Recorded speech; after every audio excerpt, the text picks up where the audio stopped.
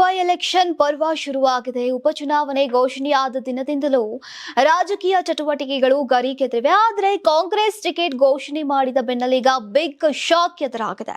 ಅಲ್ಪಸಂಖ್ಯಾತ ಸಮುದಾಯದವರಿಗೆ ಕಾಂಗ್ರೆಸ್ ಟಿಕೆಟ್ ನೀಡದ ಹಿನ್ನೆಲೆಯಲ್ಲಿ ಈಗ ಕಾಂಗ್ರೆಸ್ ಅಲ್ಪಸಂಖ್ಯಾತ ಮುಖಂಡರು ಬಿಜೆಪಿ ಸೇರ್ಪಡೆಯಾಗಿದ್ದಾರೆ.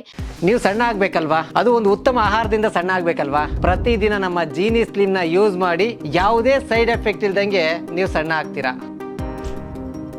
ದಾವಣಗೆರೆ ದಕ್ಷಿಣ ಅಭ್ಯರ್ಥಿ ಶ್ರೀನಿವಾಸ್ ದಾಸ್ ಕರಿಯಪ್ಪ ಅವರ ನೇತೃತ್ವದಲ್ಲಿ ಮುಸ್ಲಿಂ ಮುಖಂಡರು ಬಿಜೆಪಿಗೆ ಸೇರ್ಪಡೆಯಾಗಿದ್ದಾರೆ.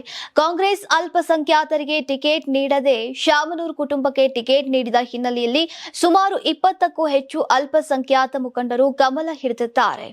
ಬಿಜೆಪಿ ಸೇರಿರುವಂತಹ ಮುಖಂಡರುಗಳು ದಾವಣಗೆರೆ ದಕ್ಷಿಣ ಕ್ಷೇತ್ರದಲ್ಲಿ ಬಿಜೆಪಿ ಅಭ್ಯರ್ಥಿಗೆ ಬೆಂಬಲವನ್ನ ನೀಡುವುದಾಗಿ ಬಹಿರಂಗವಾಗಿ ಘೋಷಿಸಿದ್ದಾರೆ.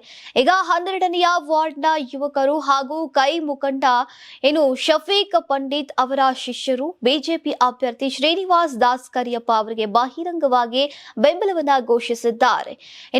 ಕಾಂಗ್ರೆಸ್ ಪಕ್ಷವನ್ನ ಸೋಲಿಸುವ ನಿಟ್ಟಿನಲ್ಲಿ ಅಲ್ಪಸಂಖ್ಯಾತ ಸಮುದಾಯದ ಮುಖಂಡರು ಬಿಜೆಪಿಗೆ ಸೇರ್ಪಡೆಯಾಗಿದ್ದು, ಮುಂದಿನ ದಿನಗಳಲ್ಲಿ ಇನ್ನೂ ಹೆಚ್ಚು ಅಲ್ಪಸಂಖ್ಯಾತರು ಬಿಜೆಪಿ ಸೇರ್ಪಡೆ ಸಾಧ್ಯತೆ ಹೆಚ್ಚಿದೆ ಅಂತ ಹೇಳಲಾಗಿದೆ. ಒಟ್ನಲ್ಲಿ ಅಳೆದು ತೂಗಿ ಟಿಕೆಟ್ ಕೊಟ್ಟರೂ ಕೂಡ ಕಾಂಗ್ರೆಸ್ ಪಾಳ್ಯದಲ್ಲಿ ಒಂದಿಲ್ಲ ಒಂದು ಸಂಕಷ್ಟ ಎದುರಾಗಿದೆ.